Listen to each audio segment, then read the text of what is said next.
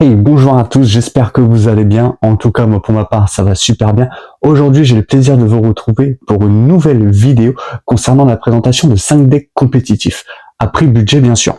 Ça découle un peu de la vidéo de la semaine dernière où je vous ai fait une vidéo sur la préparation, sur le premier épisode de la préparation de mon CDF, où je vous expliquais peut-être le choix que j'allais faire entre jouer Shadow Dogmatica ou Shadow Branded, et je me suis dit pourquoi pas vous présenter 5 decks budget compétitifs. Du coup, on va commencer tout de suite pour faire plaisir, on va dire aux puristes. Donc, avec le deck Yeux Bleus, qui est sorti par exemple l'année dernière, il y a environ un an, avec par exemple pour les vœux, pour les yeux de bleu. Derrière, bien sûr, on va retrouver pas mal de staples. Vous allez voir, on retrouve pas mal les mêmes, que ce soit des Nibiru, des H.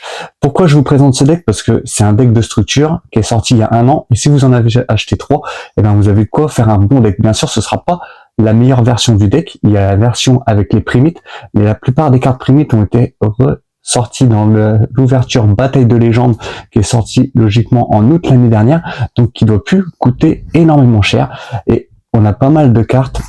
Du coup, là, bien sûr, comme je le dis, c'est une version juste avec les 3 decks.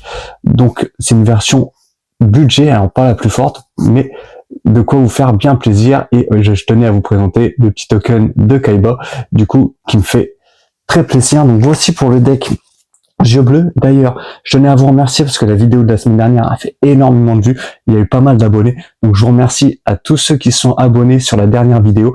D'ailleurs, n'hésitez pas, si mon contenu vous plaît, à vous abonner. On approche des 500 et ça me fait énormément plaisir.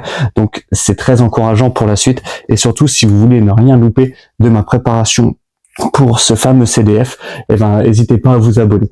On va enclencher avec le deuxième deck. Pareil, c'est un deck de structure, mais c'est un deck un peu particulier parce que lui, il a reçu du support, notamment avec Ulcanix, donc qui est une carte qui apporte un gros plus au deck, qui le rend beaucoup plus stable et qui permet son combo beaucoup plus facilement. Donc là, j'en ai que 2. Il faut vraiment que je récupère un troisième pour faire le deck. Et bien sûr, c'est une version pareil aussi avec 3 decks de structure, donc qui va pas coûter grand chose. Et il y a une version avec les cartes préhistoriques qui est sortie, qui permet de faire Raigeki pendant le tour adverse, et c'est vraiment l'une des meilleures versions. Et pareil, c'est un support qui est sorti dans Bataille de légende l'année dernière et qui va pas coûter grand chose.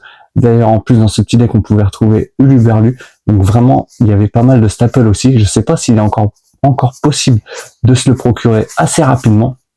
Mais je pense que, allez, pour 60 euros, on doit peut-être pouvoir avoir les 3 decks de structure. Donc, je pense que si vous aimez bien les archétypes feu avec des BTL et capable de raser le bord adverse, eh ben, écoutez, ce deck est fait pour vous.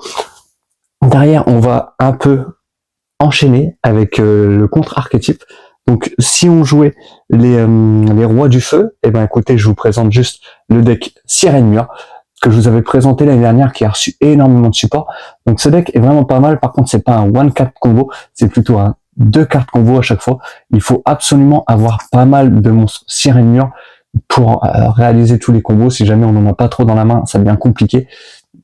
Mais le but étant de défoncer les monstres hauts, donc généralement soit les dragons de l'Atlantide, soit les cartes Sirène Mur. Ils ont des effets dans le cimetière, et derrière, on peut enclencher notre board qui est vraiment très très fort avec le Poséidra, l'effréné de l'Atlantide, qui est le boss monster du deck, qui est vraiment une carte très sympa.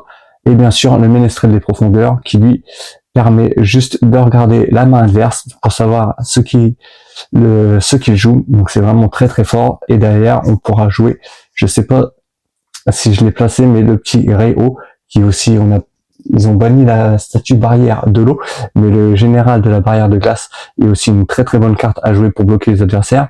Lorsqu'un effet de monstre de votre adversaire activé sur le terrain est résolu, il doit défausser une carte ou l'effet est annulé. Donc c'est vraiment une très très bonne carte pour vraiment gêner l'adversaire et le bloquer. Je sais pas si on a placé le petit...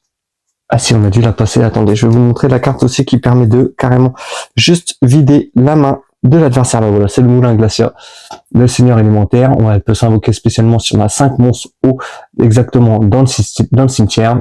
Et elle permet de défausser 2 cartes au hasard de l'adversaire. Donc celle-ci plus le ménestrel, et ben écoutez, l'adversaire commence plus qu'avec 2 cartes en main. Donc ça devient très compliqué pour lui. Derrière, on va passer à un autre genre, un deck tout aussi combo que le Siren Mur, c'est le deck Plante Link que je vous ai présenté il n'y a pas très longtemps. Pareil, c'est devenu un deck budget. Alors peut-être hormis les petits jasmins, Aroma qui cote un petit peu, et le banalancier, je crois que ça doit être entre 4 ou 5 euros.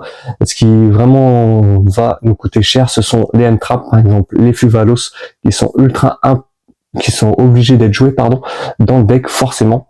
Le petit Ragnarok, même pas, tout a été réédité. Dans le deck, peut-être la base Rika, qui va coûter un petit peu d'argent, mais c'est vraiment un super deck combo à jouer. Il y a énormément de lignes de play à apprendre. On n'est pas bloqué à faire toujours la même chose. C'est vraiment un deck qui est super sympa à jouer. D'ailleurs, vous étiez pas mal à avoir demandé des combos de ce deck quand j'avais fait le deck profile. Et ben écoutez, c'est en préparation. Je vais juste leur jouer un petit peu. C'est vrai que j'ai décidé de partir sur des decks un peu plus contrôle à travailler ces temps-ci. Déjà parce que j'ai pas beaucoup de temps pour préparer le CDF et j'ai peur, si je joue un deck ultra combo, de me perdre au bout de la deuxième ou troisième round, de passer à côté de choses. Et honnêtement, j'ai vraiment plus envie de kiffer mon week-end à jouer un deck contrôle avec peu de lignes de play, avec un deck peut-être moins fort mais qui fait des choses constantes et qui les fait plutôt bien, plutôt que de jouer un deck avec plein de lignes de play mais où je suis finalement pas très à l'aise et pas sûr de tout maîtriser.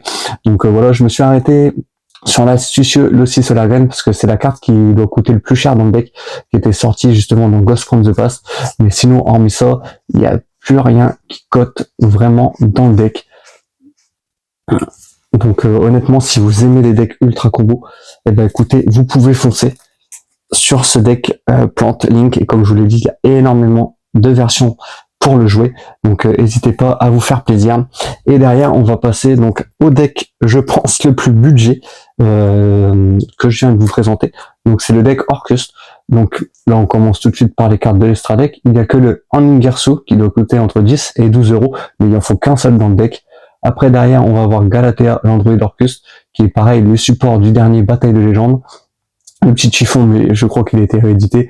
Le Jingersu qui vaut plus grand chose. Et derrière, il y a juste les targets. Peut-être le Garuro qui vaut 4 ou 5 euros, mais ça, c'est les targets à superpositionnisation. Derrière le Crescendo, toutes les cartes Orcust ont été rééditées dans le dernier Bataille de Légende. Déjà que la base Orcust ne coûtait pas grand chose. Mais là, honnêtement, elle vaut plus rien du tout. Et c'est un très bon deck anti-méta, je dirais, anti-méta contrôle. Donc si c'est une façon que vous aimez bien de jouer avec les effets à activer dans le cimetière et pendant le tour de l'adversaire, parce que je le rappelle, grâce à l'effet de Babel, ça devient des effets rapides, donc on peut faire énormément de choses. Derrière, les cartes qui me coûtaient, bien sûr, ce sont les staples, les Infini éphémères, les H Blossom, encore tout a été réédité. Bien sûr, le petit Fuvalos, c'est un peu la même chose que pour le deck Plante Link que je vous ai présenté. C'est vraiment les N-Trap qui vont coter. Sinon, je pense que le deck, pour moins de 10 euros, vous pouvez l'avoir. Alors, c'est vrai que il y a encore peut-être la petite espime, il me semble, j'en suis même sûr qu'elle a été rééditée. Ça se trouve, il y en a pour 1 ou 2 euros. Et c'est pas, honnêtement, si vous voulez apprendre à jouer le deck, c'est pas la carte essentielle du deck. Il faut mieux investir une dizaine d'euros dans l'Ingersu. Donc oui, non, si cette carte-là, si la carte Ingersu vaut déjà une dizaine d'euros, pardon, je pense qu'on est plus aux alentours d'un deck à une vingtaine d'euros. Donc à vous de voir. En tout cas, c'est un deck qui ne vaut quasiment rien et qui peut faire pas mal de choses. En tout cas, voilà pour mes 5 decks budget que je tenais à vous présenter. J'espère que cette vidéo vous aura plu. Elle concerne plutôt les nouveaux joueurs que les joueurs expérimentés. D'ailleurs, je pense que les joueurs expérimentés, ce ne sont pas les personnes qui visionnent le plus ma chaîne. En tout cas, je tenais à vous remercier parce que depuis janvier, on est de plus en plus sur la chaîne. On approche des 500 abonnés et j'aimerais bien franchir ce cap. Alors, n'hésitez pas à vous abonner si mon contenu vous plaît, si cette vidéo vous a plu. C'était Atlas 510. Au plaisir de se retrouver pour une prochaine vidéo. À bientôt.